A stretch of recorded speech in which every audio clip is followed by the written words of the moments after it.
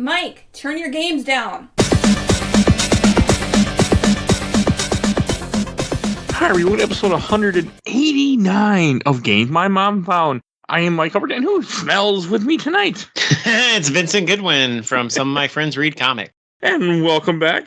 And this was 100% your pick that we've been trying to get on the show now for like 6 months. It's been a while. It's been a minute. Yes. I think I alluded to it and I teased it in every episode I've been in previously. Go back and see the clues. Sure.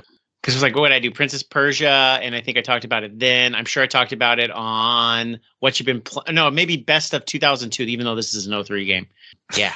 It's been a while, because I've been planning on having this, and then we had to move things around. Like, this was actually supposed to be back in, like, May or June. This was supposed to be, I think, recorded and released, but then we had to push it, and now it's August. But we are talking about iNinja, developed by Argonaut Games, published by Namco, and came out in 2003. Yes. What a game that I'm surprised a lot of people actually had good things to say when I asked for, I ask for comments every episode. We won't get those to the end, but I was surprised. Like, I always kind of judge how an episode is going to do based on people actually respond to me or not. And people responded to me. I'm like, what? I'm like, yeah, Ninja, what? It's a cult classic. I saw, because I'm in the Laser Time community where you were, and I remember they like iNinja. I remember the first time I ever went into the Laser Time community, I made some reference or something to iNinja and Maui Mallard, which is a Donald Duck game where he has like a Magnum PI persona or something. Yeah, I don't Super know. Nintendo game. Yeah, and I made a reference to Maui Mallard and iNinja, and like 3 other people liked it, and then like yes-anded it, and I'm like, I'm home. Like, who are these weirdos talking about iNinja and Maui Mallard? Like this is the weirdest thing. And the Maui Mallard and iNinja are not the same game, but iNinja, no. I feel like it's probably like a cult hit that, like, if you know about it, you really like it. It was the same way. This is probably different. Like, people who liked Game of Thrones, like in 1999, like we all were like, yeah, this book is really good, y'all. Like, it wasn't a big seller, but everybody who knew it was like, oh my gosh, this is like the best. And I mean, now getting far ahead on Shelf Stacker Box, I don't know if it is the best, but it certainly left an impression back in 2003. Oh, and that's good. That's what you want a game to do. I had no history of this game. I didn't even know this game existed until one of our early recordings together. You'd mentioned it. I looked it up. I'm like, okay, sure, whatever. But I had no idea what I was getting myself into. Yeah, because I talked about it as like the murderer's row of like 2003 games that just like came and bombed. Which, I mean, I know Prince of Persia, Sand of Time, we covered that. That bombed. Beyond Good and Evil also bombed. And then this one, iNinja. And I kind of lumped them all together as like kind of platformers, kind of all trying to do something new, great controls, and then just everybody's like, I'm not playing that stupid ninja game. And it doesn't have a great go. It's a very unique game though. Like it's not what I expected going in. It's a 3D platformer mascot type thing where you play as a ninja with a big head that fights robot ninjas that all smell, apparently. The Odor army, yeah. The Ranks army, I'm sorry. They bring up he brings up the stinky comment all the damn time. Like, this game is always having humor. It tries. I want to give you a pitch on this game in 03 and why this sold me. Would you like a platformer from the original Star Fox team? Yeah, yes, I would. Would you like the main character voiced by Fry from Futurama and Ren and Stimpy Billy West? Sure. Why? Okay. And then would you like all the animation to be done by Don Bluth, who made like Secret of Nim and Anastasia? But he's doing 3D animation, which he's never done before and will never do again in this ninja game. Sure. And I was like, 2003 me was like absolutely 100% all in on Star Fox platformer plus Billy West plus Don Bluth. I'm in. And I don't know why. But I found this like utterly charming. I found this, I was a big Futurama fan, especially in 03. And this was like, yes, more Billy West being silly and all his like weird sounds that he makes when he's jumping around. It's a ridiculous premise. I don't know how you sell it. And I love ridiculous game. Yeah, and I love Dragon's Lair 3D from the year before, which I talk about, even though that is a terrible game. You told me do not put that on the show. Do not. It's so good though. It's so good. It's not a good game. It's not a good game, but it's so good. And Don Bluth also was involved in that, but that one makes a little more sense why he'd be involved in that. I don't know why he was here, but a paycheck, I guess. Probably. He didn't do much video games beyond this. That wasn't like legacy work, like bringing back Dragon's Lair. So He's still alive. I mean, he doesn't do much video games. He still does Kickstarters for Dragon's Lair stuff every now and then, though. Well, Dragon's Lair is his creation, so that makes sense. Right. Dragon's Lair, Space Ace, again, Secret of Nim, American Tail, Land Before Time. Yeah. He was the great, like, Why the hell is he doing this? Exactly. Like, that just makes no sense. Like, because this is a very odd game. The animation is Tiny odd. bombed. It bankrupted, I think, the animation studio. Oh, that's sad. Which is also a great movie, even though it's written by Joss Whedon. It's still a great movie. But, man, I don't know what Don Bluth's doing here in 2003. But what a game. You need a paycheck, I guess? I mean, that's my estimate. It probably is. I mean, we all need paychecks. It's just, so I came into this with no expectations. I played the first level, which the first levels, I mean, so this game is very divided. It has 5 worlds, which we'll get into, like 5 hub worlds, and then from there you're able to pick different missions in the levels. And the way the missions are, you'll have like some objective of something, and your whole goal is always to get the mark at the end of the level, which is how you upgrade your character, which is how then you unlock belts, which then let you unlock more levels and keep playing the game. Yeah. They're like stars. It's like getting a star. Okay, I mean, that's a good way to put it. Yes. Yeah. It's very structured, very similarly to Super Mario 64. There's the hub world. Y'all just cover Super Mario 64. I don't think I'm gonna make people mad the way Cody made people mad with his takes. But yeah, basically you go in, you get the marks at the end, which are like stars. There are 3 instances of each level that you have to do. That's where the game says apart. Fuck you with a big middle finger. Yeah, absolutely. You end up having to redo the levels to get more stars, kind of like, I would say, almost like Mario Galaxy's like challenge stars, not the ones where it's like, let's do this, but we'll go a different path than the same level. Not that. Not like Mario 64. It's like, now we're going to race Koopa the Quick in the same level environment. Nothing like that. It's just like, hey, now you have to do this level really fucking quick, or you have to find 12 red coins in this level, or you have to kill X number of enemies in this level, but otherwise it's the exact same level.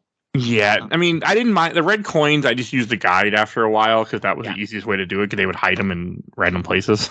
Mm-hmm. I mean, that was okay. Yeah, 10 red coins. I'm like, red coins. Where'd you get this idea from, buddy? But from Diggity Kong Racing, silver coins.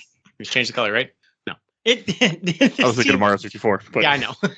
It was all right. Like it's the timer what broke me early on, because it's weird. When we started playing this game for the show, I didn't know if I was going to make it, because you don't have to beat all levels, but you have to beat a lot of missions, which meaning doing the extra missions in order to actually get to the end of this game, or you will not have enough stars, in quotations, let's say, to unlock the final door. Like, you just will not. Yeah, the things. Each door is blocked, and you can't do the. So we said this in Ninja Game. Each instance of it is behind wherever your belt is for whatever ninja you are. So I think you start as like a white belt.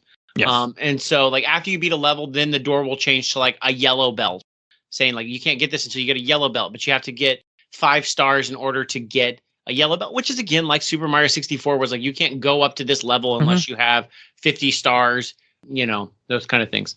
So it all makes sense. It's what it asks of you is a lot, and it's not very clean. Like, I think in Mario 64, like, you can go through pretty quickly and just be like, okay, I cleaned out these things, but you can't. You can beat a level in minutes. But you could do Bob on Battlefield. You beat the one objective. You just go do the next one. You're not like, hey, you can't come back and do the second level of Bob on Battlefield until you've beaten like 3 other stars. It's not, you can go to 3 other worlds and 3 other levels and then come back to Bob on Battlefield. That's what this game is asking you to do. Yeah, it's a weird choice.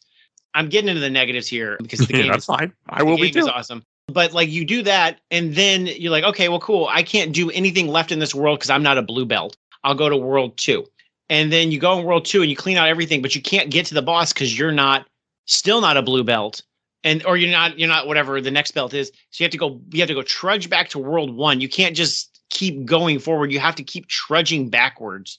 And it doesn't allow like any warps again, I guess, like Super Mario 64. You have to physically walk back to. And it's annoying because you have to go through doors, and then you have to try to find the door you're looking for. Yes, it doesn't sound that, but it was annoying. It was like a 3D hub. I mean, again, Mario 64 managed to do this pretty well, but it's like, okay, the only exit to the next level, like you're on like the ground floor, and you're like, okay, well, I know I'm going up to the upper world, and then I need to go up higher.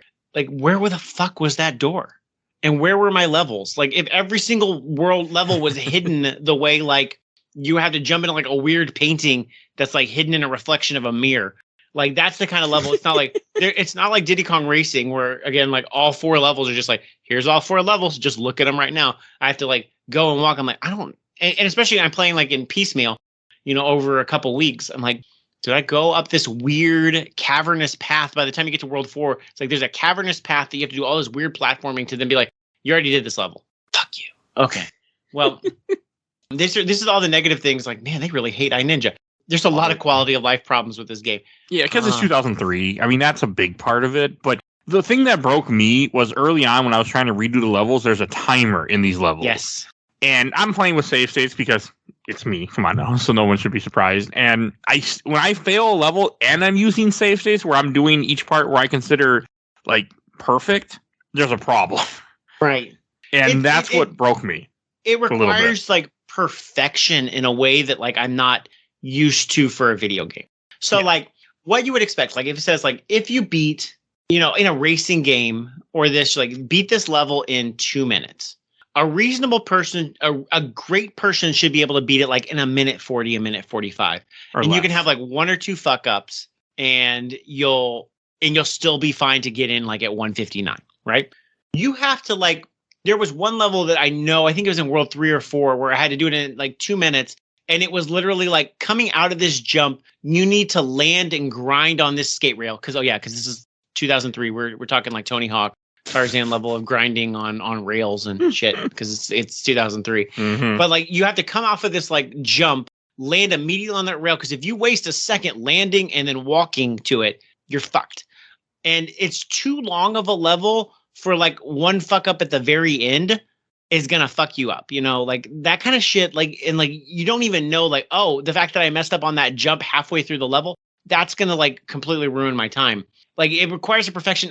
Sonic Racing 2, Sonic All-Star Racing Transform 2 had this exact same thing where it was like you had to be like perfect coming out of every single turn or you weren't gonna do the challenges. And I've never seen that other than that game. Every other game like rubber bands or like allows some modicum. Was it necessary to beat the game?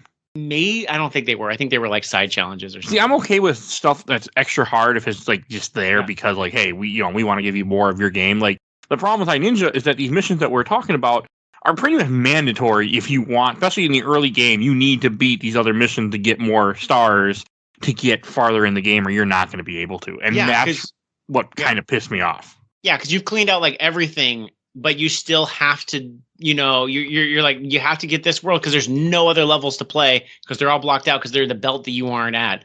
Yeah. So this is the only one you can beat. Man. And that's where like the huge challenge comes in because like the timer, the way that I got through this game is I found out pretty early, and your game is hard. Like this reminded me of when we did Robotech Battlecry a long time ago on the show.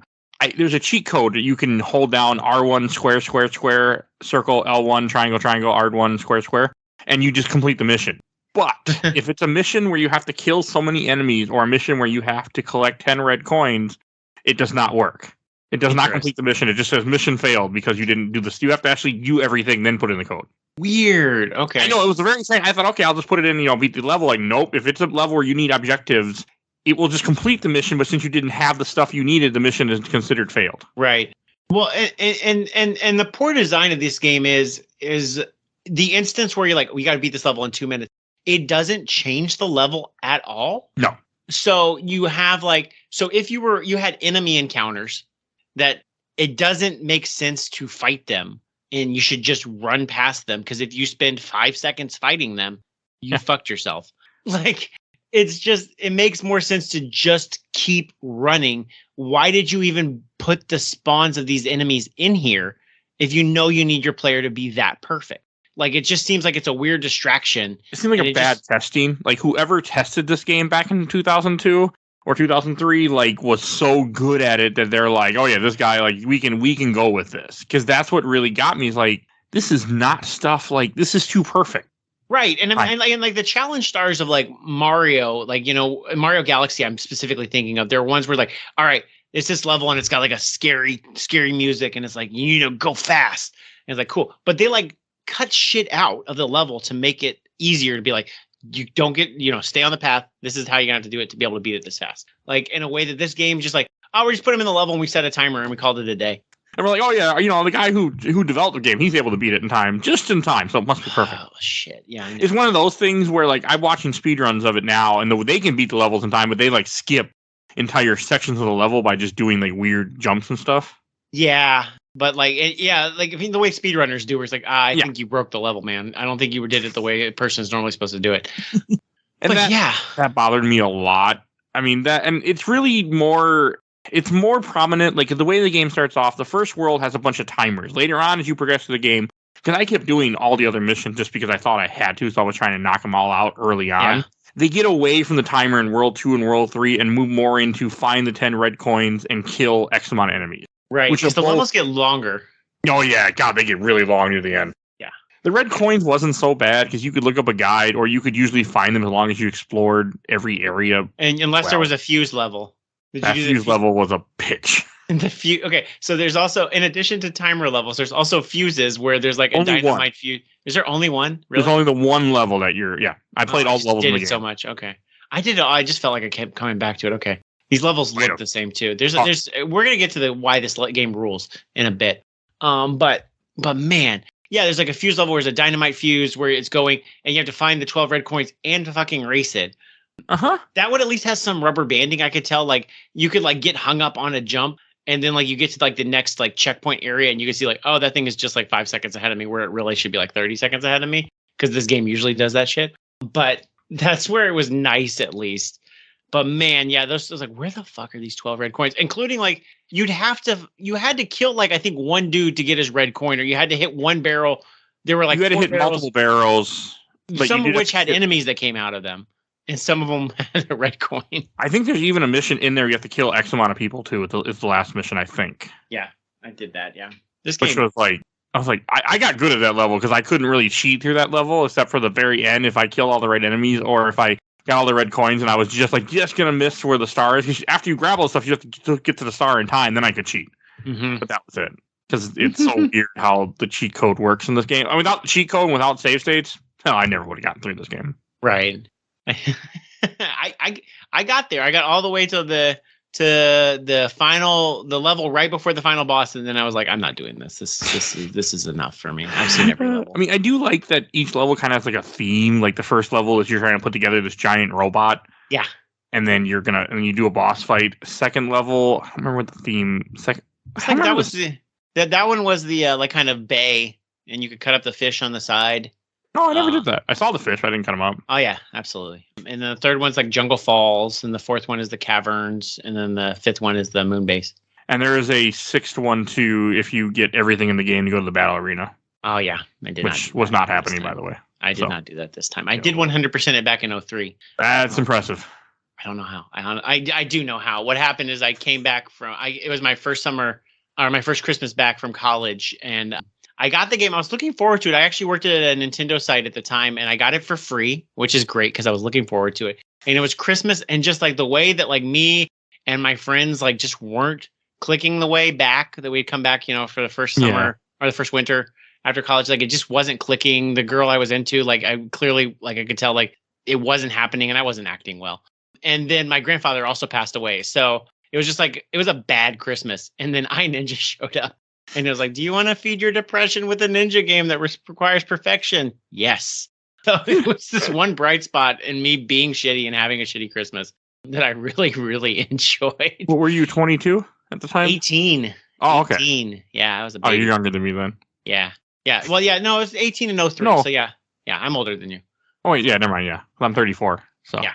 Yeah, I'm 37. Yes. I was going to say, if you're 22, nobody likes you when you're 22. No, nobody likes you when you're 23. Yeah, and you're still stuck in freshman year. That's right. But either way, yeah, it was that's what happened for me, and I was very high on this game, and I again love Dragon's Lair 3D, so I was like on a big like Don Bluth animation kick between that and Futurama, and it was a lot of fun. And I think what's really great about this game though is it just has pure great controls. Like it is mechanically it is fucking fun to control the ninja. He has he's got like Prince of Persia type moves that and I was on the Prince of Persia Sands of Time episode. I think this one's better than Prince of Persia. More like you have like running on walls. Yep. Bold but accurate. Hot takes, not hot takes. I'm quoting your other show because I just listened to the Super Mario 64. Like not as hot takes as Cody Laveau saying. It's like Banjo-Kazooie has the best hub worlds. Eat my dick. But not like that. Not that bold. But definitely like. But it's got the same type of moves where you like run on the walls. You have like a kind of like rail that you can you slide on rails, which isn't Prince of Persia, but you just like a lot of mobility. You can do like the kind of grapple hook that's like in Metroid Prime and those kind of things. It's really solid. But then like the ninja combat, like when you can get on a groove where you're like hitting one dude behind you and hitting another dude, and then you jump and you can slice them in half, like right down the middle, and then they split apart. And then they with their green blood. Oh my God, 2003 me was like, this is the best. Games can get no better. This game rules. Man, I loved it. Just the combat felt so good. The control felt so good. I think it's absolute delight, and it's still a great delight to play. Yeah, love that. I mean, I did have fun with the controls. I didn't like when the game wasn't making me do gimmicky things like beat a level in a certain amount of time, or I enjoyed the platforming. I enjoyed killing enemies, especially once I got the heal ability midway through the game. Yep. Like not midway, early on. I had fun. Yeah. Like I did have fun with the game. It was just the gimmicky stuff when it's like, when I had to play a level. Because one thing I complained about before, and I think this game reminded me of Shadow the Hedgehog, which is not a good thing. Yeah, that's who you are. In Shadow the Hedgehog, you have to beat levels. Like it was fun when you just ran through a level as fast as you could and beat it. It was annoying when you had to go through and find and kill all the enemies or find these certain things that are hidden throughout the level. That's when the game's like, okay, now you're getting annoying because you're making me play the exact same level over and over again, is doing a couple different things. And that's kind of what this game does too. And it reminded me a lot of that. Absolutely. I think, that was a problem. Like, don't do that to your player. Like, I get it. Limitations. I get 2003. Like, I understand, but it hurt me. So my general thesis around this game is that I think the ninja mechanics, I think everything about that rules, and then it doesn't know what to do with them. Because it plays its hand, I would say probably like every single mechanic other than like the heal ability, and like you get like a few special abilities that are more just like room clearing, attacks. Everything you pretty much see like in the first world.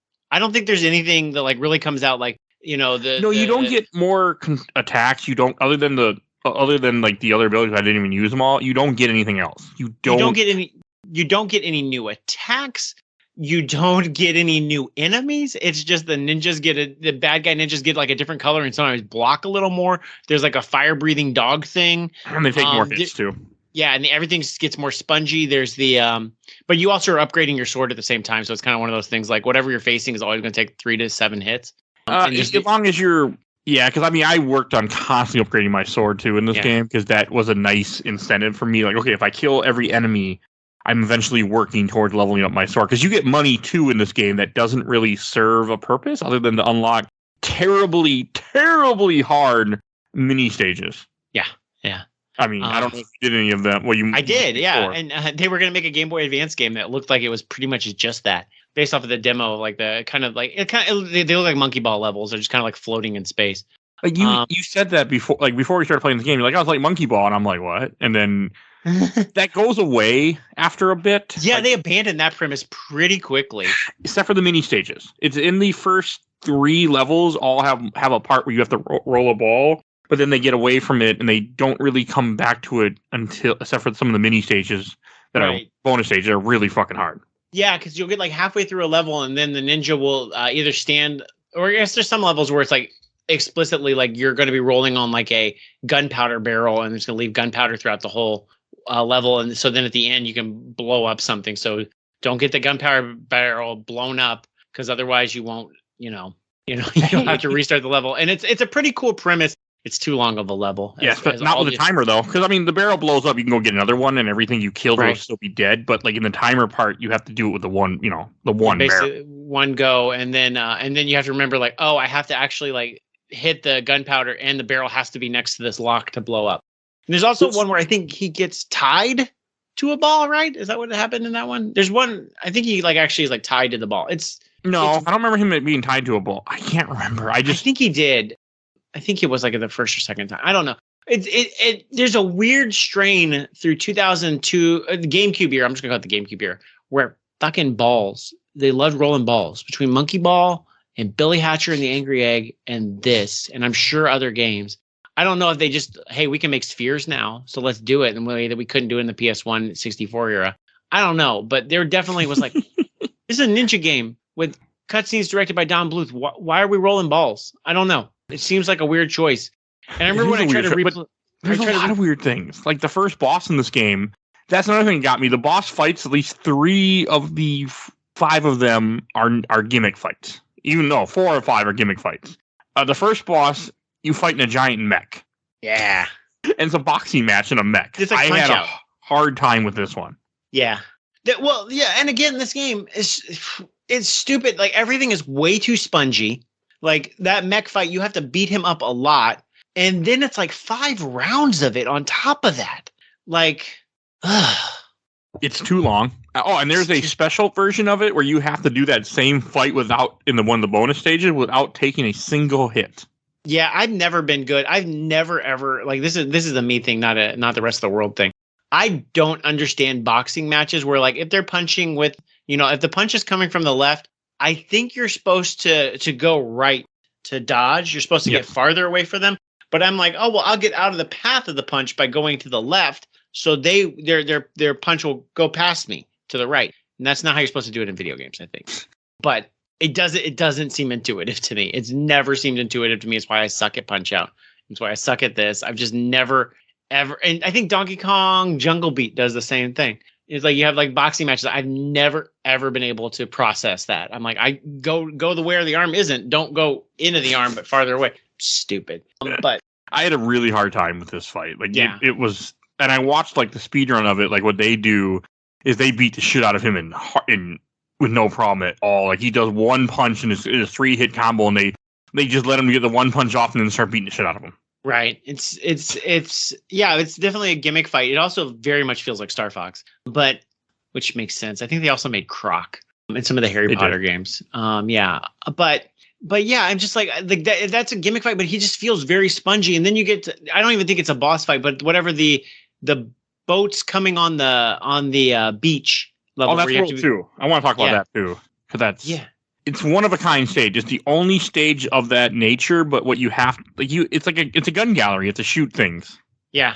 But yeah, you're right. Those ships, the scout ships, just rush their way to you. They rush, but they also, it's not like 1 or 2 hits kills them. You have to have like 5 or 6 hits on them, and then there's too many waves. Like it's like I would ratchet down how many times it takes to kill. Maybe throw more enemies at us, but less hits per. I think would make that better. It takes a lot of hits to take out the scout ships, the battleships. Everything is a lot of hits. It's just wrongly tuned, and that's my big problem with this game. Is that everything is just like wrongly tuned. So everything's too hard. That's really the way to put it. It's just too hard. Mm-hmm. Yeah, I like being like overwhelmed hard, not like I just gotta keep doing the same thing over and over again hard. Like that bothers me. The timing was too close. Like one of the bonus levels in the first world is collect 10 collect the red coins, or collect 40 red coins. They start getting away from, like, in the bonus stages, they make you collect one level to collect like 150 coins.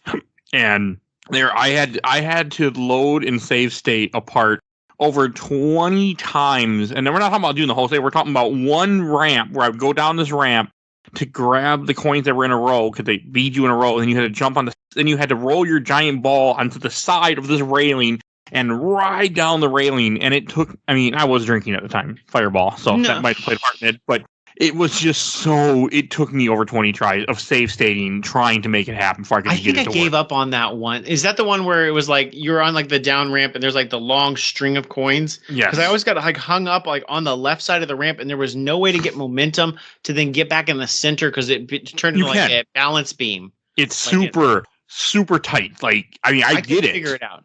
You actually don't have to get all the coins. You can miss some, I found out when I finished the level. But you can't miss. I don't think you can miss that. You have to go for some of those. I'm pretty sure. And if once I was on the left side of that ramp, there was no way for me to like just get momentum to get back on that middle of that ramp. Oh, it's really hard to get on that. Like, you have to, and to get on.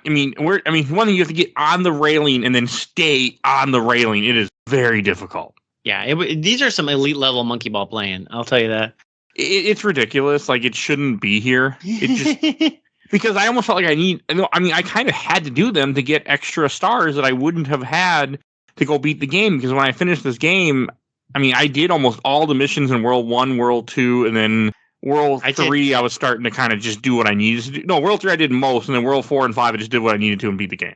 Right, because you need like 38 of the 64 or something like that. But man, it seems hard to achieve those things. It is. Even the 38 was like, I didn't think I was going to beat this game. Like, anyone listening to the show probably knows I beat every game on the show except for technically 3.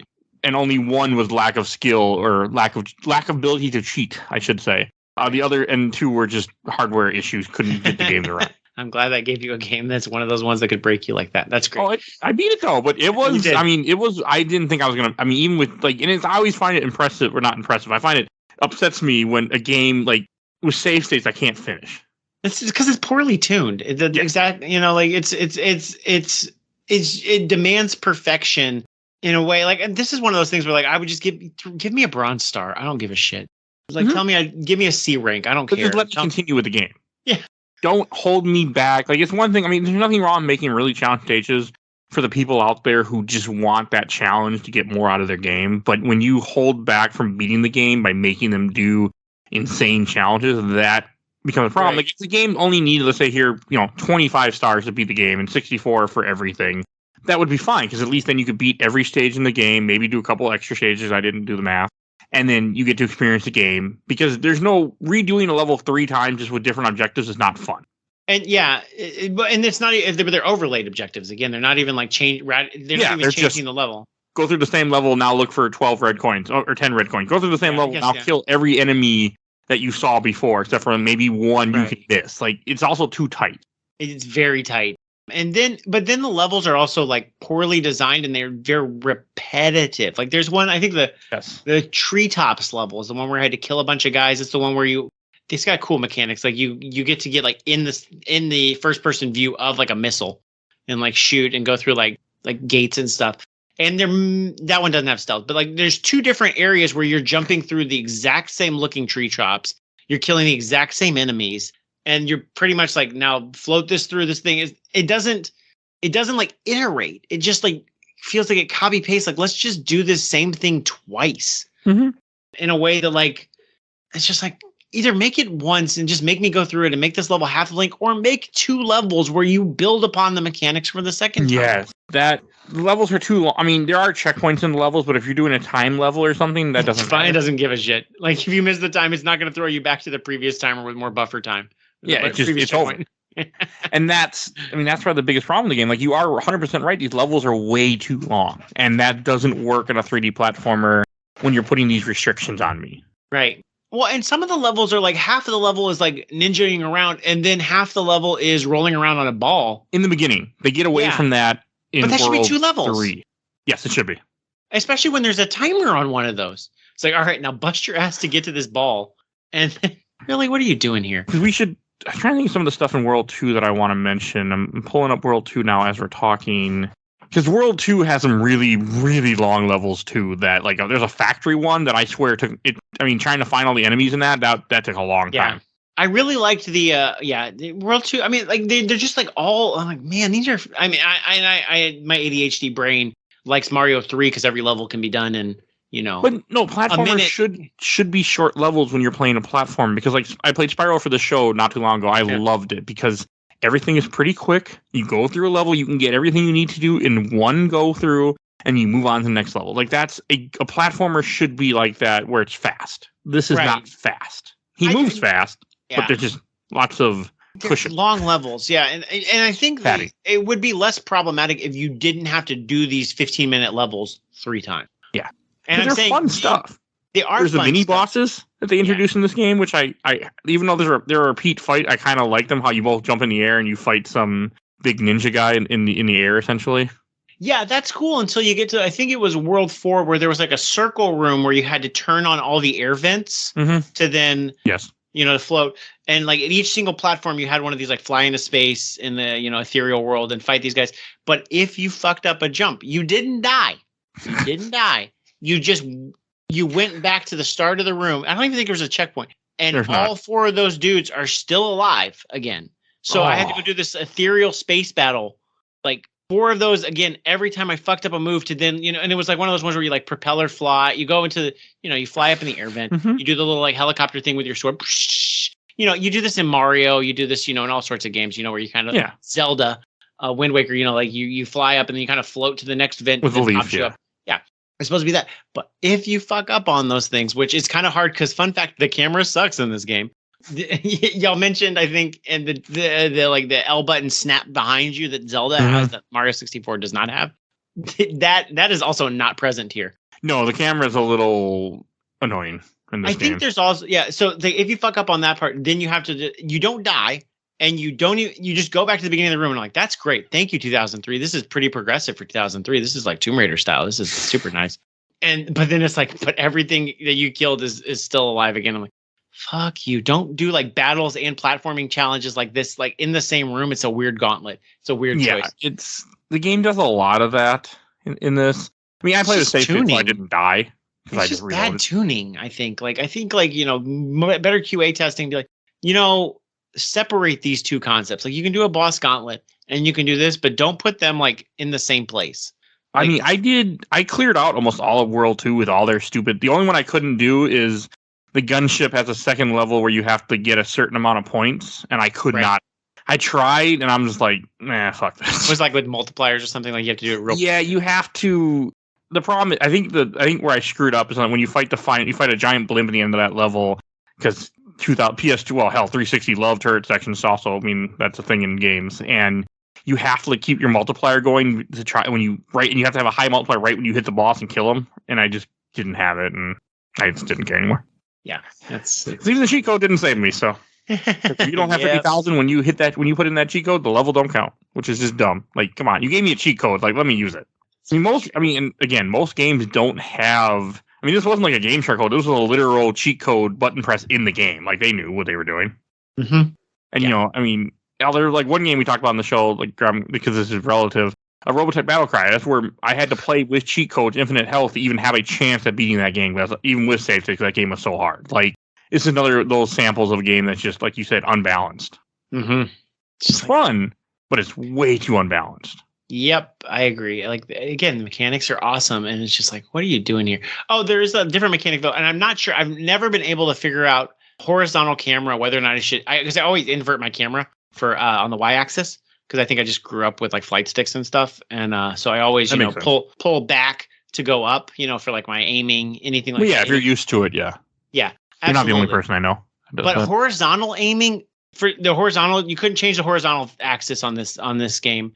I don't know what's right though, but whatever this was, like my instinct was to always go the opposite way whenever it was normal, like not left is left, right is right. That is a normal thing.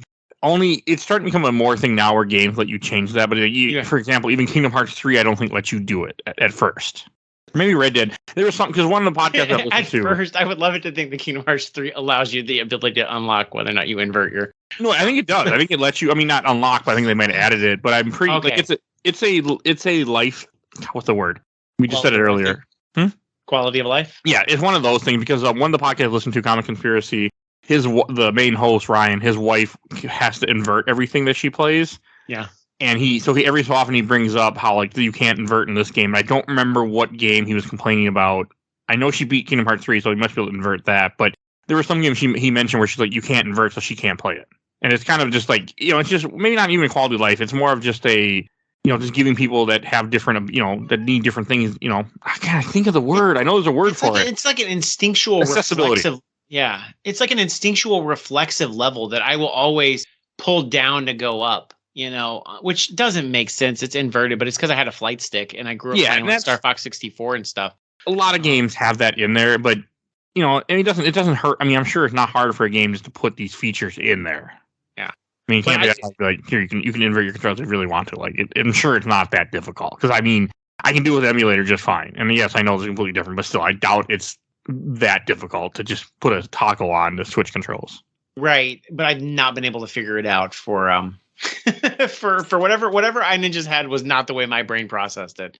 And this is, again, 03 where you don't have that ability. I think Mario Sunshine also didn't have the ability to change, like, invert either way. Like, at least, like, invert Y seems to be like pretty common in all games now, but It is, not in yes. this era.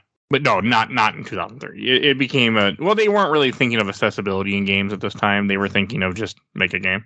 Yeah, and also make default controls for everybody. Like just accept us on our terms, and like that's fine. Accessibility become more of a thing as we got into the future. Like a game like this would have had easy. And if this game was made in today, it would have an easy, normal, hard because they understood.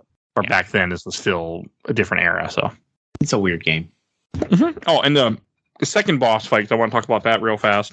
You fight him in a sub, like a shooter level, where you have to go back left and right and shoot him.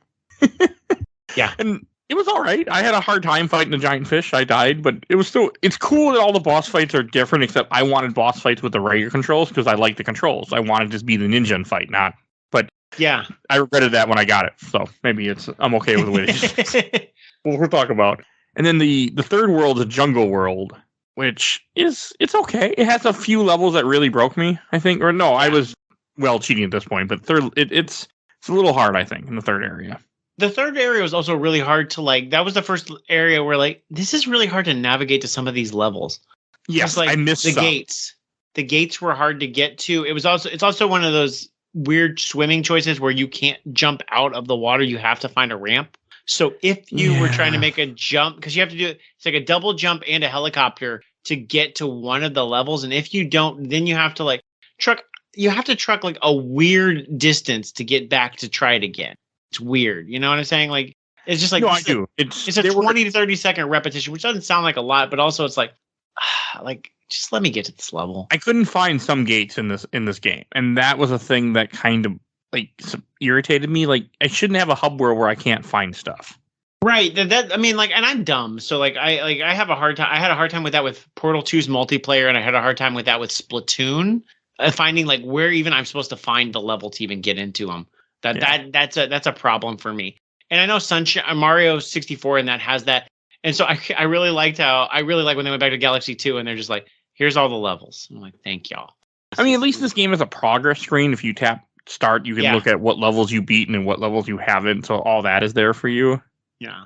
And then I could never process, and this may be me a dumb thing, is I couldn't process what doors were doors to levels and what doors were doors to go back to the previous world. That wasn't you. They don't. There's no identification other than where the door is. Like, doors are different. Like, there'll be doors with a bluish color or a brownish color. That doesn't mean it doesn't identify them at all. They just change the colors here and there. Oh, is that door the door to my previous world or not? That they do look the exact same.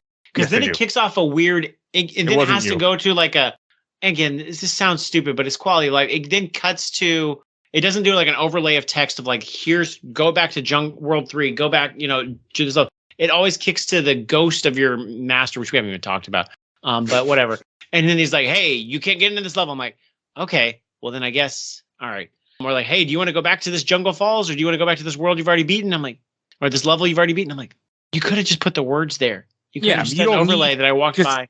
Story that doesn't matter is you killed your master in the beginning of this game because you grabbed some stone that made you angry, and that's the whole point of the game, is to beat these bosses and you get these whatever the hell you're getting. It doesn't matter, MacGuffins. So yeah. So your sensei's dead, and every time you have a mission, he pops out and tells you stuff, and it's annoying as hell. Yeah, it's just let me walk into it, Yeah, because you can see the name of the level. I get it. I'm okay with it the first time, but the second, the third time, he shouldn't be there anymore because you can see the level, you can see the name. You obviously already know what the level is because you've done it. So, why does he keep coming back? Poor choices. I can't remember any levels that really stood out to me in the jungle world that much. The treetops level, because I did it a lot, and it had the cool mechanic of the homing missile. I remember that one. Okay. There's a hidden dude somewhere that I don't think I found, but I read about later. Oh, you mean the guy that you can buy the levels from? Yeah. Yeah, because that's the only point of collecting coins, which you get in this game all the time, is just to buy the levels, and it's pretty dumb. You ask me. Yeah, it's the only thing the money's for. It's weird. And then, I don't really remember. That one was cool because it had it was inside the egg sac of some giant bug, and that was pretty cool. Yes, I cheated that level the first time because I couldn't figure out how to do a jump. So I'm like, I don't care. Cheat code, and then I figured out later. But yeah. Yeah, that was cool. So, I think that was where the game started getting this is a little tedious. Although I do really like World 4. I just don't like the hub part of it. I think No, the hub part's hard. The levels themselves are pretty interesting, although they're pretty daunting. Yeah, but it gets more variety. Like I missed a lot of levels in 3. I do want to talk about the boss in 3 though, real fast. This is a fight where I cheat coded because I just was having, even with safe states, I was having a really hard time. I didn't like this fight at all. You're in a mech, I think, but you're in a mech that you can't move left or right. You just have to like aim and shoot things. Okay. It's something like that. It's a weird. I can't even remember. I'm gonna pull it up right now. Yeah, you're like a gun. You're like in a gunner thing, and you have to. The boss. Oh, yeah. I remember this now. Yeah. He's like a giant fish head, but you can't. You're in a turret. Let's say a turret, and you can't really move, and you have to reload your gun, and like he'll shoot enemies at you. You have to shoot the enemies that he spawns, these little like ghost things, to charge up your special cannon, and then once you kill enough, then you can shoot him with your special cannon. That's the only way to hurt him. Yeah, but I remember this. I had a really hard time with it. Like I was missing things a lot. Like I just couldn't keep up with the stuff he's shooting. You can't dodge in any way, and the enemies are smart enough to like when they come out, they'll go and they'll attack in like 3 different directions to confuse you. Yeah, and it works. I'm not saying that the Zelda Mario boss battle format of figure out their gimmick 3 times and then just exploit it 3 times and it's a day is the better.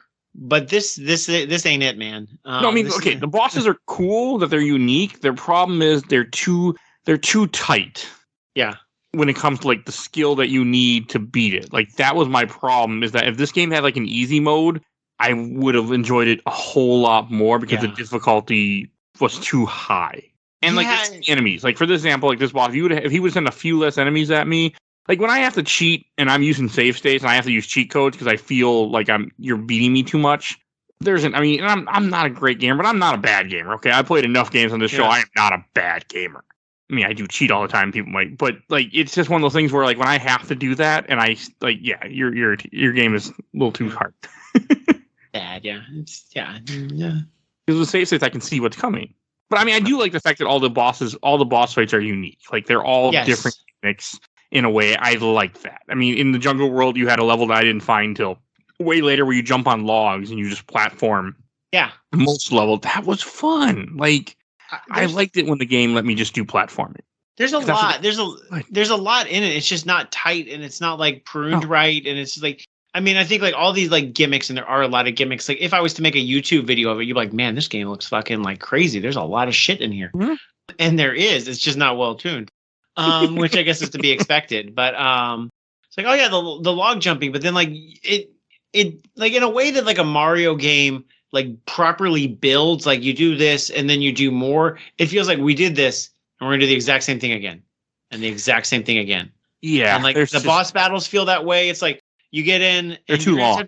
You're gonna have to do this boss battle, but it's not really changing that much between each like round. It's just like more. But like, there's no like hits. One thing there are too many hits. Like that I complain about in a lot of games is that everything in this game, like for all the boss fights, for example, like you're saying, they take too long. Too many damn times I have to hit the boss. Where it's like, okay, I understand the gimmick. Just 3 times, move on. Like it would be more fun that way. Right. The fourth world boss is very much that way. I'm like this. I figured out what the game wants me to do. Why? And I can execute on it. I'm just taking fucking forever to do it. And then in those little mini bosses that we were talking about where you jump in the air, they go from you fighting a guy that with a giant sword to you fighting turtles that shoot rockets at you later on. Right. And the turtles with the rockets are really annoying. They take longer. I call them cockroaches, but yeah, I think they're probably turtles. They look like turtles to me. Yeah. But again, you do live in Texas, so aren't cockroaches more of a thing, I think, in Texas? Yeah, tree roaches. We got them big ones. That's what I've heard. I don't have roaches. I've never ran into a roach here, thank God, in this state. But I used to work with someone that lived in Alabama or Mississippi, one of those states. Is that a regional thing? Are roaches a regional thing? That's wild. Okay, I did live in England once for a few months, and admittedly through like a winter spring. I never saw a goddamn bug ever. It varies. Like a friend of mine who's been on the show, she lived in she's gonna kill me. Virginia, and I know she was saying like, yeah, it was just a normal thing that all apartment buildings had roaches there. Like it's just a thing. Yeah, we got big. My wife's from Kansas, and she's like, that's a big roach. I'm like, honey, that is not a big roach. My roaches are like 1 to 2 inches long. They're fucking huge. Well, you're in Texas. I mean, Texas is known for everything's big in Texas, right? Yeah, toast and and and guns and cruelty towards women. Yeah. Lot of everything's bigger here. I do want to visit though one day. I still kick my. Well, I don't kick. It's not my fault, but I always make the joke. I had tickets to go to Plano, Texas, for work at the time for my previous job to go for training, and I was excited to go, and then it was March of 2020, so I didn't go. Yeah. But I still think about like, man, that would have been fun.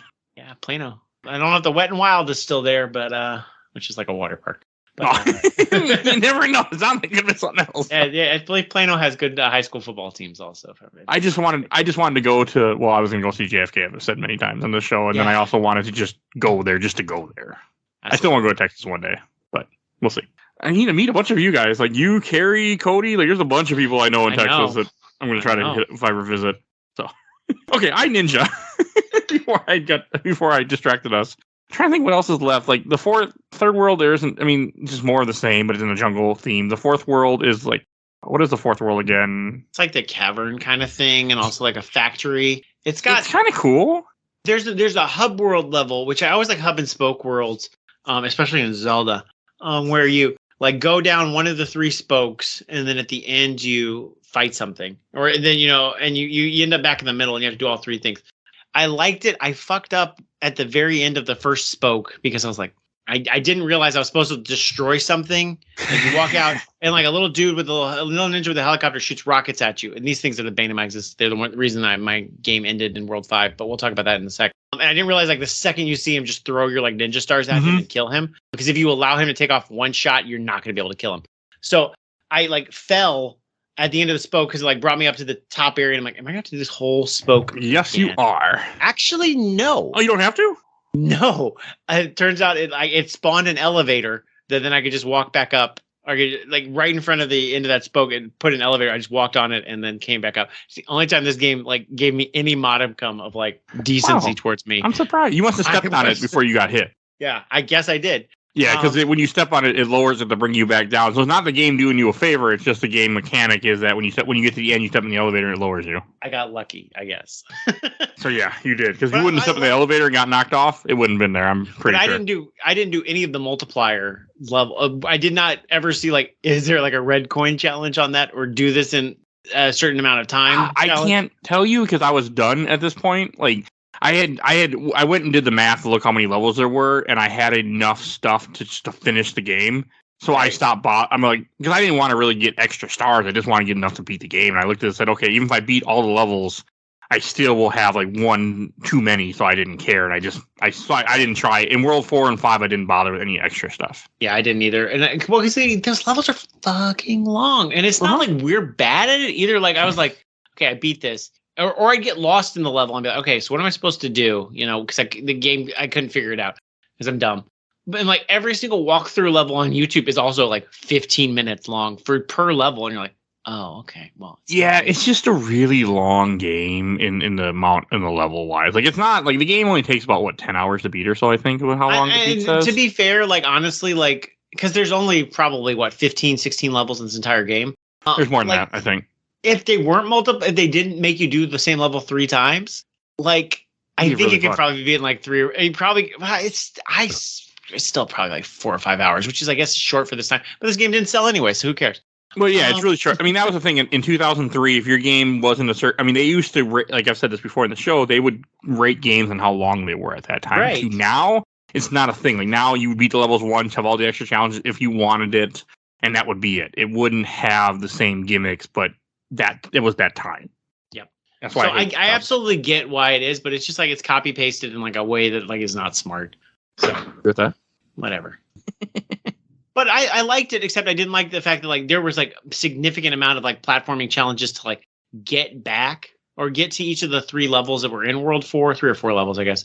And then after you beat the level, it didn't like spawn you back at the beginning of the hub world. You had to walk back to the center. To then go find the other spokes of that hub world.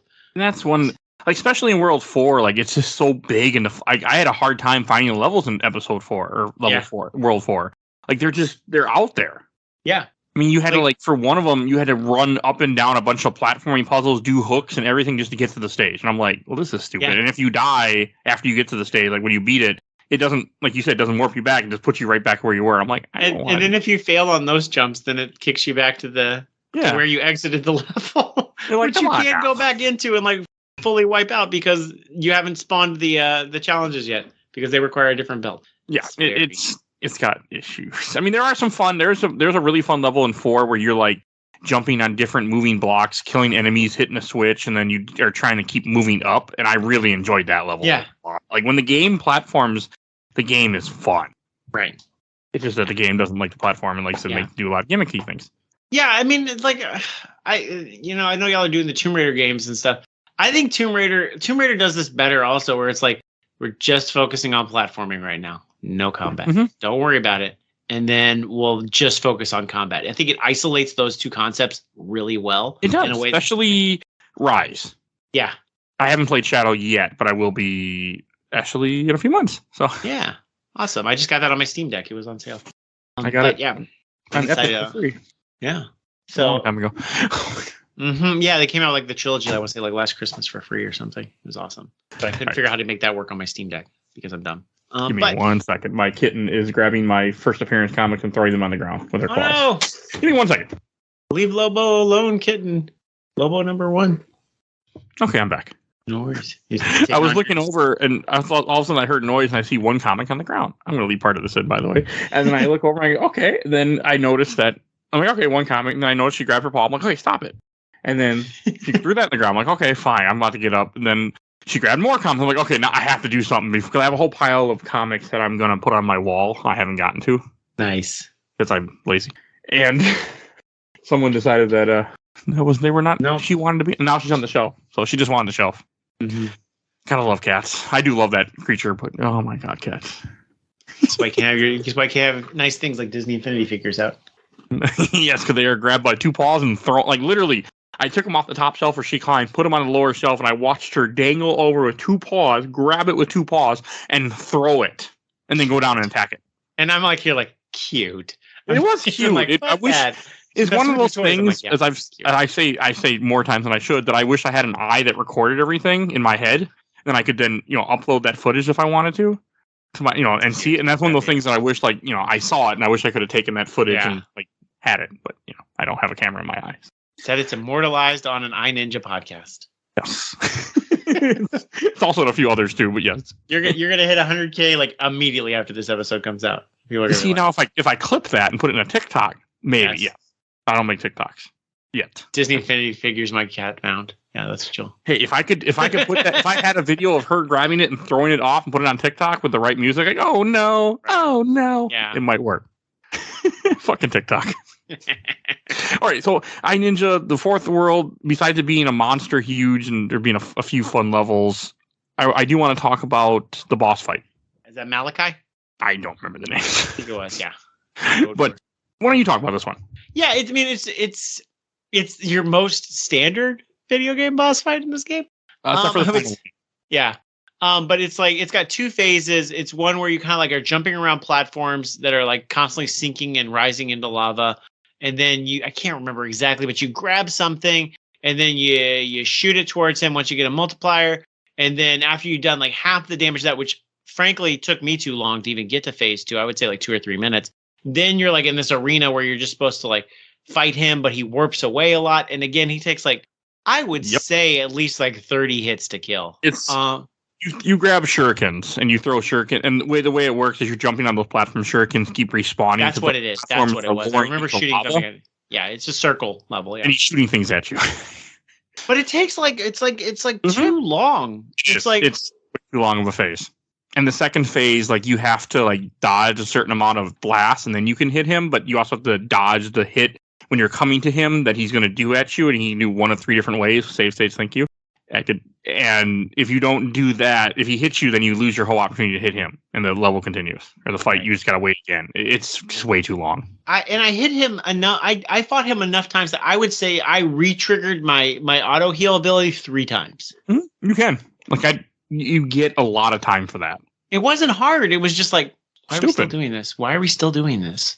Mm-hmm. Just the game has so much padding. It feels like. I'm wondering if this was on a tight deadline, like they didn't have a whole lot of time, so they were just trying to do what they could to get it out. And part of it of getting it out on time was doing stuff like this. Yeah, I mean, I wonder if those things. I wonder if it's the Nintendo approach also that like they got like Ninja's movements like solid down and then tried to figure out levels around it. Huh. Like, you know what I'm saying? Like, Yeah. Like, I think he controls really well. I think the mechanics are really good, and then they don't know how to do level design around it, which I don't know what Croc is like either. I've never played Croc. I don't want to. Right. But so Oh, this right. game, this game makes such a great first impression because to me, because I'm like, oh shit, like there's so many different things. Every level is different. There's all these things I can swoop. I'm running down these rails. I turn into a ball. I'm doing this gunpowder thing. I'm fighting a mech. Oh my gosh, I'm a silly ninja. It's just like everything is like, oh my gosh, there's so much of this game. And then it just kind of stays there.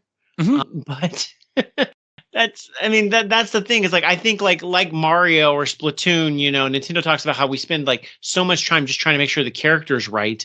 And then they probably ran out of time to actually like do like legit levels. That's a good way to put it. That's what it feels like to me. I don't know anything about it. I mean, but Argonaut's also like a gun for hire. They're not. I mean, this is an original IP, but like they didn't strike me as a team that like had a lot of money and flexibility to spend like 5 or 6 years on a game. No, and I think they went bankrupt shortly after this too. I don't think they made it much farther. Yeah, I know that Dylan something is still around. Like he may, he's consulted on the Star Fox games later. He made like Escape and stuff for DSi. Oh, okay. So he's still around. Because there was a second game planned for this series and a GBA game that I was actively looking forward to. Because I'm a Game Boy guy. Neither one happened. No. I'm pretty sure this game did not, like you said, did not make money. So that was the end of that.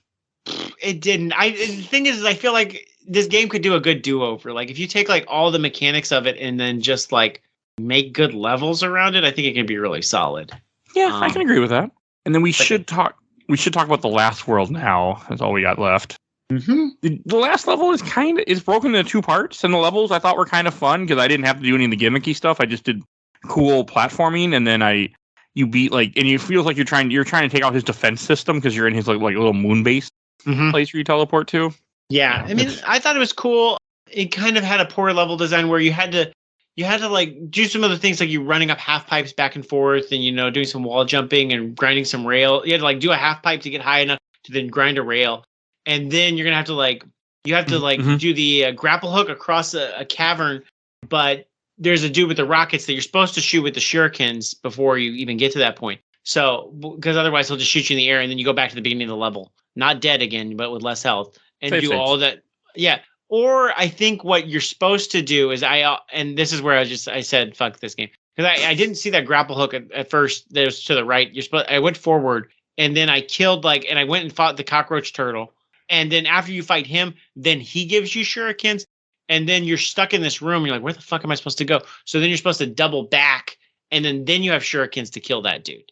That's what you think you're supposed to do. But it's not obvious. And at that point, I was emotionally done. And I don't blame you. Like, this game goes on too long.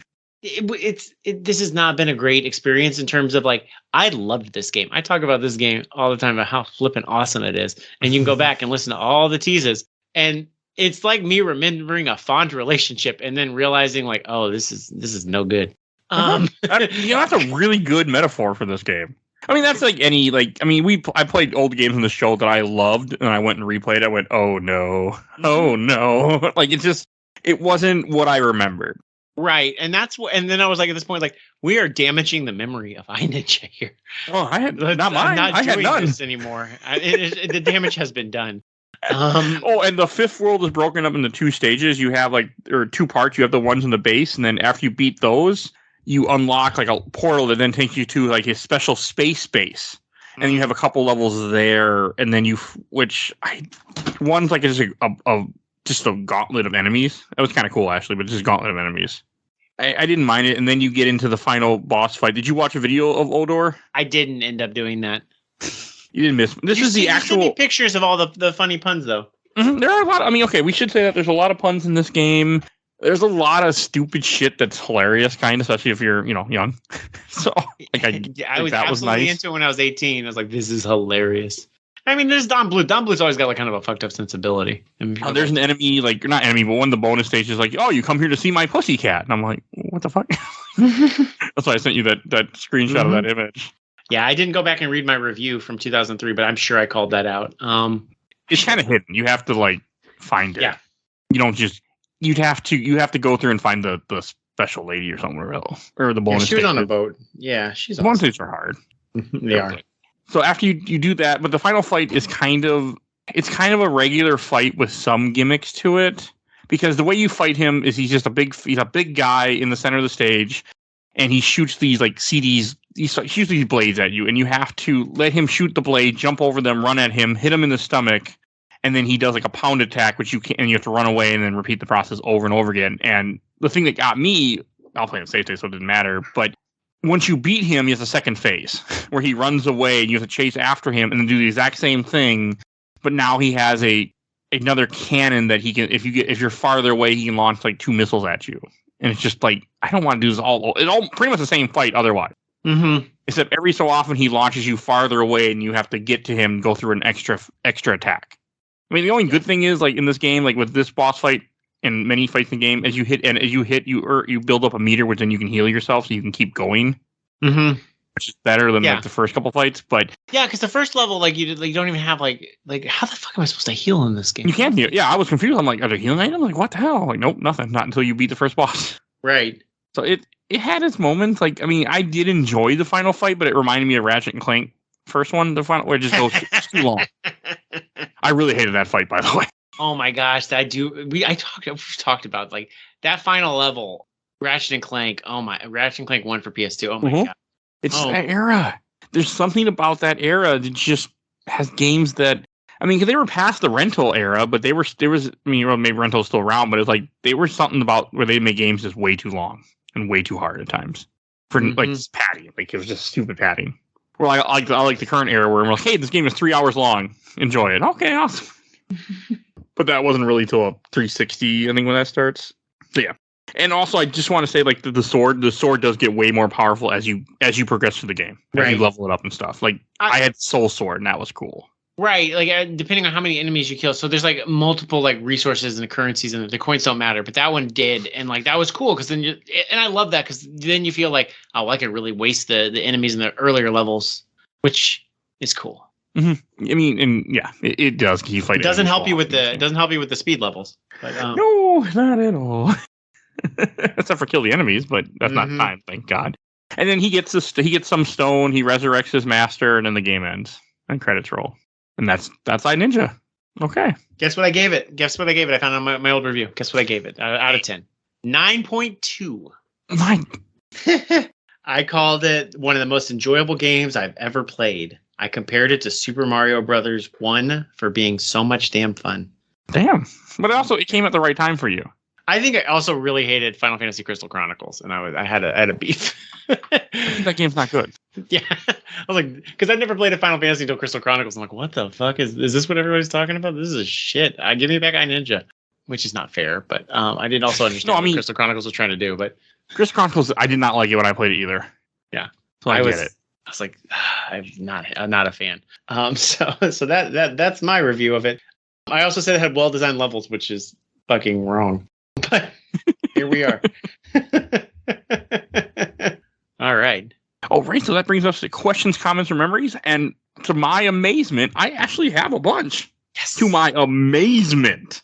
Because like I post every week. Yeah. But like I never know what I'm gonna get. Like I've had games that are really popular. I'm like, and I get nothing. And I have games like this where I posted in 4 groups expecting nothing and got comments. So I'm gonna start with I watched the entire Orbital Replay Facebook group. And first one I got from Justin McElwee. I hope I pronounced that right. I remember playing the demo a ton, bought the game and enjoyed from what I can recall. Probably a PS2 don't go back and replay. Like a jam pack or something, I would guess. And from Clayton Horn, this just unlocked a core memory for me. Yeah, nice. From the Giant Bomb group, I got one comment. I can't remember if we actually owned this or just rented, but I recall enjoying it a lot and having a blast playing it. I loved the robot boxing boss fight. Thought that was the coolest thing ever. Definitely a game that I wanted to go back to at some point, but never have. I have no idea how it holds up these days. Well, not good. Not good at all. And from the official Laser Time community that we're both a part of, I got a few. From Ross Dobson, I had this on PS2, loved it, but having to put in hours of hard work on it and managing to get to the final level, I rather foolishly turn the PS2 off mid-save and lost everything on the save file. Up until that point, I thought it was fun with just the right balance of quirky combat, platforming humor. I even still have it. May have to dig out the PS2. Good luck. From Connor Wade. Oh, wow. That's a throwback. Reminds me of a similar forgotten platformer. And he posted a picture of a game called Scalar, which I never heard of. Never heard of Scalar. From Corgi Hammersmith. I never played it. I just remember it was a shelf warmer when it came out while I was working at GameStop. I can believe that. From Rob Smith, the first game I ever asked for as a birthday present. The music is incredible throughout, and the bosses are all really creative. And from John Barnes, one of the 3 games that came with Pac-Man Verse on GameCube. Pac-Man World 2 was the most well-known. The third was R Racing Evolution. I have no idea what that is. Weird. It was on a demo. It was on demos on Pac-Man World? Oh, that's what he's talking about then? Maybe. What the? Okay. All right. I mean, it's a Namco game. I don't think we probably said at the top of the show. We did, it's a Namco game. We kept going, but yeah. That's wild. And from, I got a lot of comments from Nintendo GameCube enthusiasts, which I was surprised that people had stuff to say about this game because they didn't have much to say about, like Star Fox Adventure. Maybe not Adventure, but there was some GameCube game they didn't have a lot to say about that I covered. From Bill Law, one of my all-time favorite games for GameCube. Did you know Ninja is voiced by Billy West, a very popular voice actor, also known for Fry on Futurama, Ren and Stimpy, and Bugs Bunny in the first Space Jam movie? I did not until Vincent told me.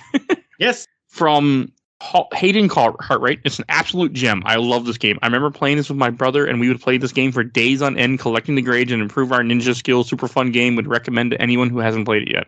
Good luck. And he had a comment. He said, a few levels are killer hard, but it's so much fun. Yep.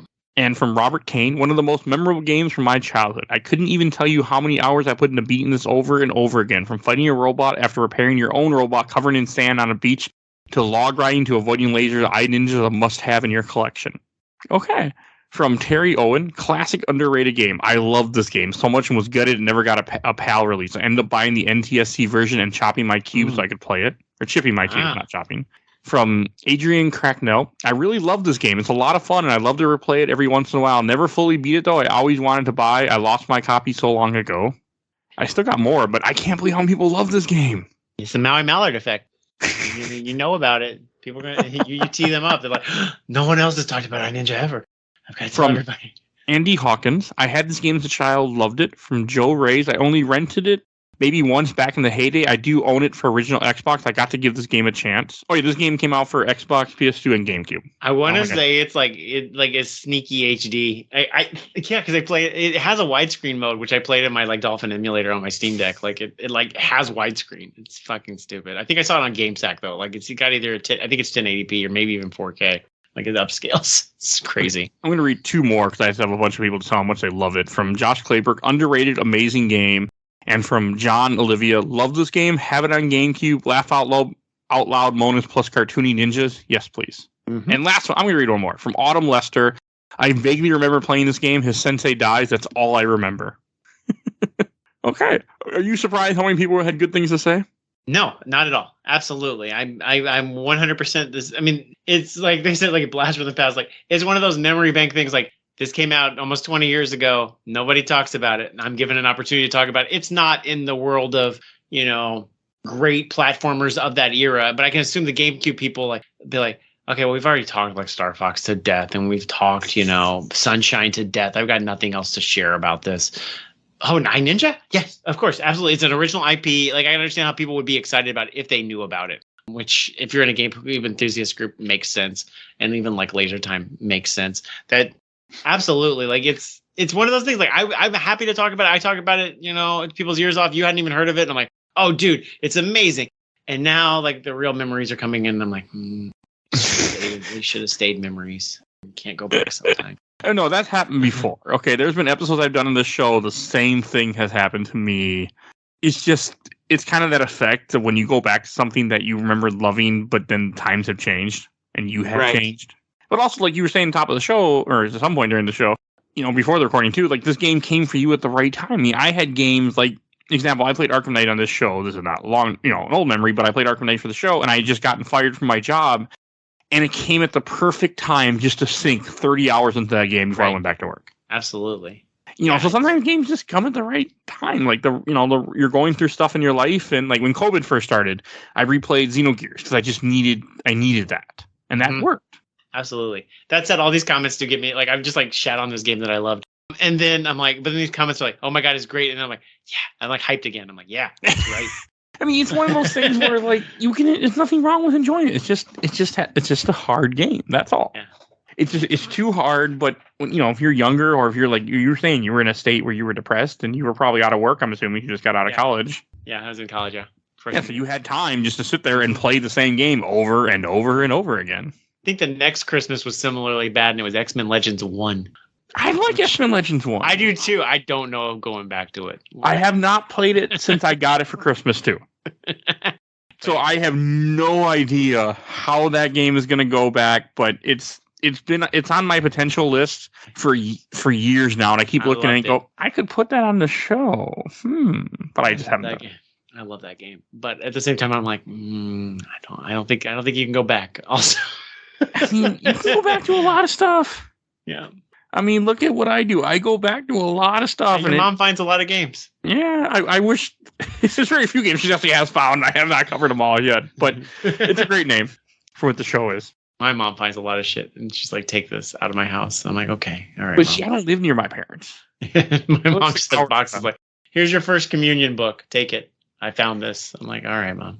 I mean, they have like my dad's trying to get me to take my old toys, and I'm like, I will at some point. I don't want to get rid of them. I mean, I want to go through them and get rid of some of them, and then keep certain stuff. But I haven't cleaned out my garage yet in my house because I've been lazy. Because it's full of shit. When we move, we're like, I'm just gonna throw all the stuff in the garage and I'll get to it. I've been here 2 years, still haven't gotten to it. That's how my house is too.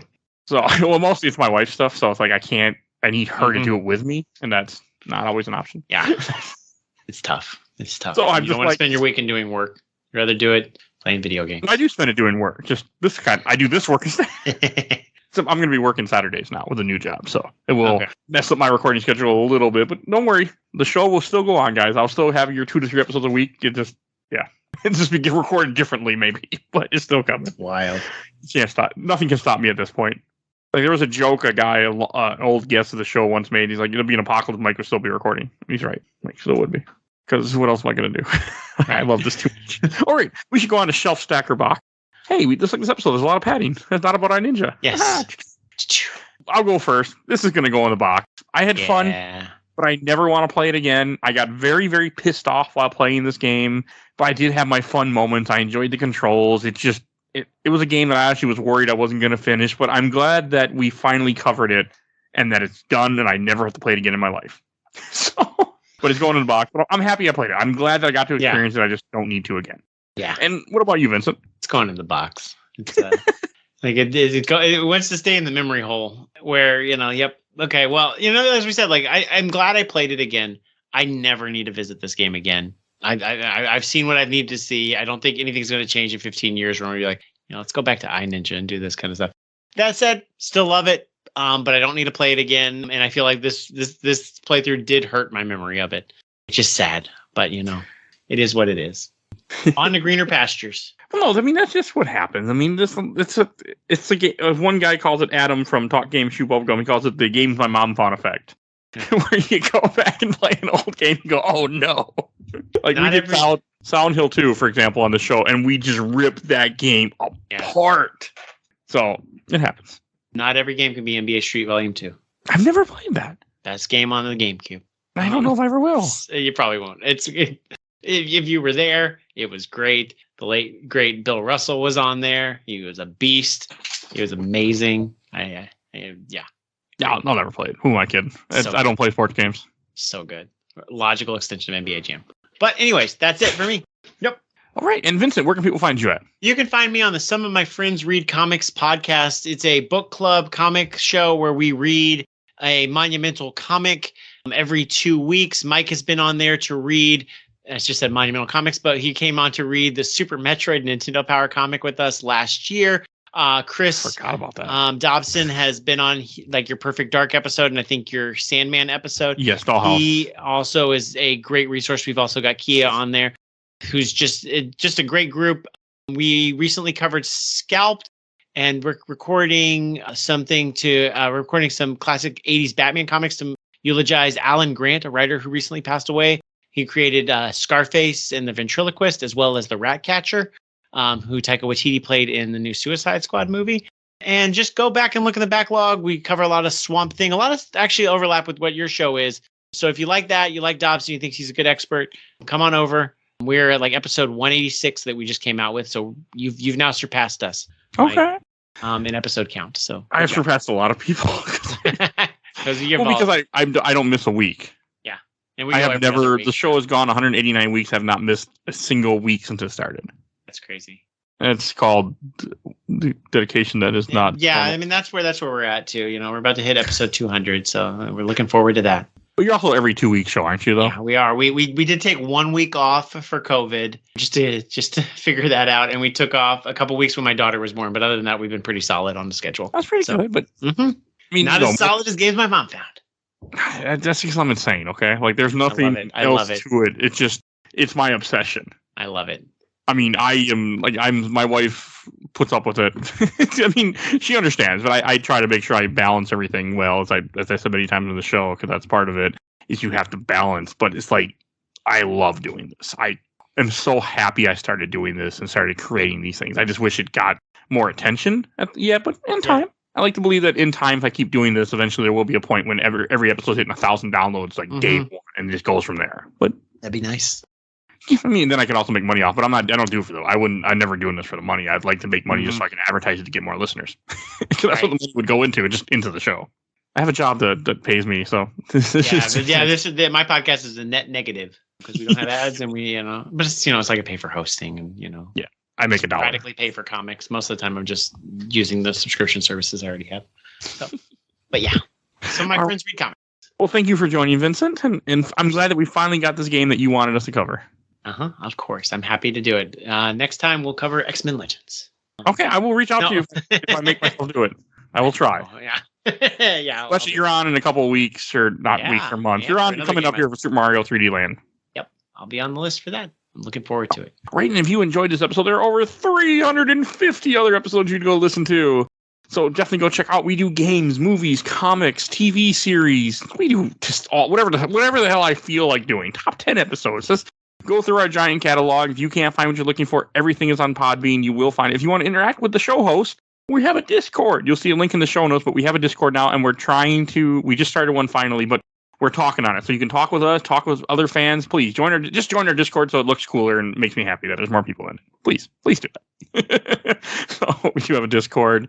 And I want to thank my awesome intro outro courtesy of Helena at Hell Hatsfree. You can follow her on TikTok. She makes videos all the time. She made our music. Definitely go give her a follow. Please follow us on Facebook, Instagram, Twitter, and on YouTube. And also I want to give a shout out to my buddy Bill Tucker, who's on the show often.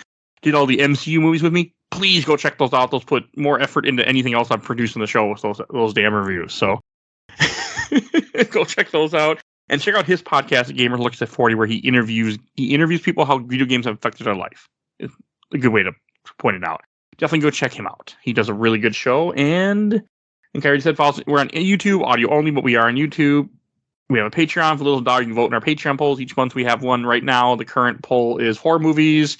It's either The Lodge, It, Chapter 1, The Omen, or The Thing. So go vote. For Little Dog, you can vote in our polls. Each month we do a poll. Next month will be 2 polls for the same month. So go check that out. And I think that's everything I need to say. So we will see you guys all next time.